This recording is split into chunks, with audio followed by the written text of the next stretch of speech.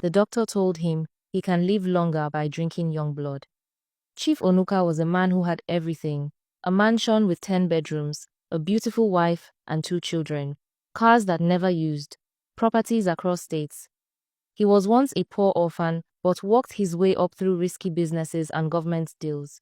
Now in his 70s, he sat in interviews on television with the aura of wealth, talking about his journey. In one of his interviews, a journalist asked him a question. "What's your biggest fear?" she asked. He smiled first, but the smile faded. "Dying," he said. "Dying and leaving all this behind." That clip went viral. Some laughed, others pitied him, but someone else watched it very closely. Dr. Bello ran a small private clinic on the outskirts of the city.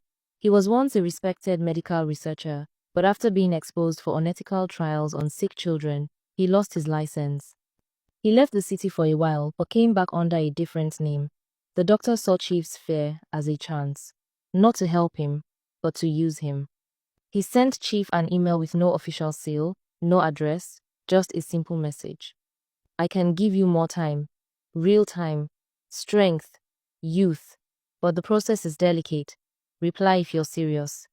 Chief ignored it at first, but at night, when sleep refused to come, when his body reminded him of its limits, he replied.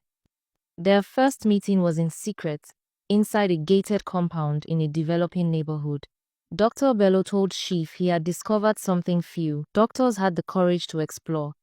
He said the key to longevity was in the blood, but not just any blood, young, fresh blood.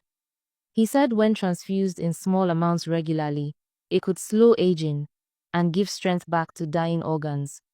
He showed Chief fake research papers and twisted medical terms. Chief didn't ask too many questions. All he wanted was to live longer. The doctor assured him he could get what he needed quietly, without noise. He just needed the Chief's protection and financial support. Not long after, young people started vanishing from the town of Ikaro. At first, it was a single boy from the local market.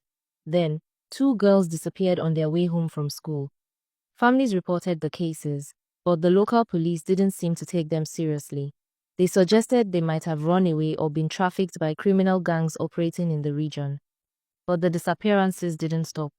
Every week, someone new was gone. Some victims were students, some apprentices, and others were simply on their way to work.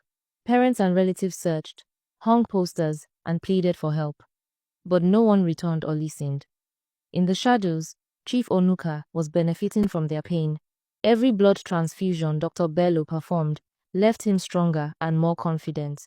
He started attending business meetings again. His energy returned, and people marveled at how youthful he looked for a man in his 70s. Not that the blood worked, but his brain makes him believe it does, and then it reflects on his physical appearance. But one man, Sergeant Deo, noticed the pattern others ignored. He was a young police officer in his early 30s, working quietly at the district station. While reviewing reports, he realized that most disappearances were happening in areas connected to Chief Ogbuka's businesses, factories, warehouses, or transport routes owned by him. Dayo brought his concerns to his superiors, but they brushed him off. The chief was too powerful, they said, and accusing him without solid proof could cost him his job or worse. Frustrated, but determined, Dayo began a personal investigation. He started by collecting all the missing persons files and marking the locations on a map. The pattern was clear now. The disappearances were clustering around properties owned by the chief, but it wasn't enough evidence to make an arrest. One evening, Dayo's sister, Ellie, didn't return home from work. At first, he thought she might be with friends, but when her phone went unanswered for hours, panic set in. Dayo searched the usual places, called everyone he knew, but there was no sign of her. The next morning, he went to his boss and demanded that they launch a search operation, but his boss gave the same dismissive answer he had given countless parents. Give it time. She will return soon. Dayo knew better. He suspected Ellie had been taken by the same network responsible for the other disappearances. He went back to his map. The last place Ellie was seen was a bus stop near one of Chief Onuka's abandoned warehouses on the outskirts of town. Dayo decided to act. Dayo understood he couldn't just storm the warehouse alone. He needed proof strong enough to bring down both the chief and Dr. Bello. He reached out to a journalist he trusted, Sandra, who had been following the missing persons cases.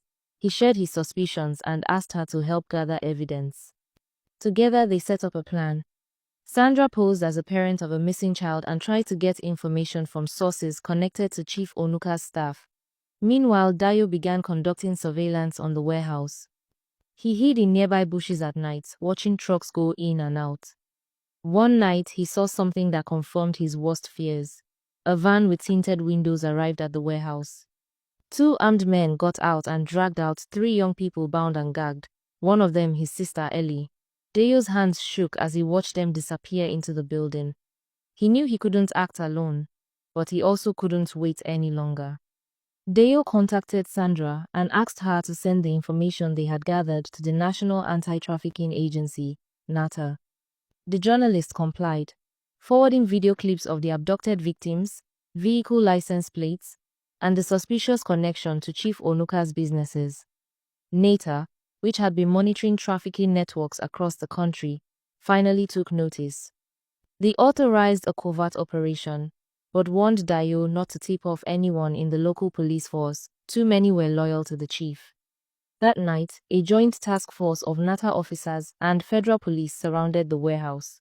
Dayo was allowed to join because of his connection to the victims. They moved in silently, cutting the power to the building.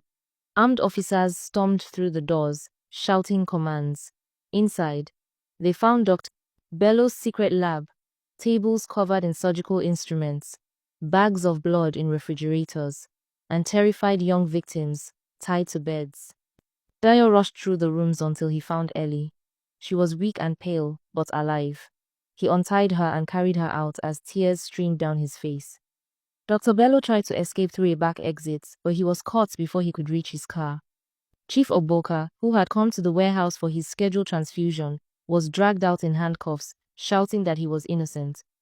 The officers recovered dozens of pieces of evidence, records of transactions, fake medical research, and names of other victims. The arrest sent shockwaves through the entire region. For years, Chief Onuka had been seen as untouchable. Now, the news showed him and Dr. Bello, sitting in the back of a police van, faces hard with shame. Interviews with the rescued victims revealed the scale of the crimes. Dr. Bello had been harvesting blood and organs, selling them to international buyers, and using the chief's wealth and influence to cover it up. Chief Ogboka faced multiple charges of kidnapping, murder, and trafficking. Dr. Bello faced the same, plus charges of illegal medical experimentation. They were both sentenced to life imprisonment.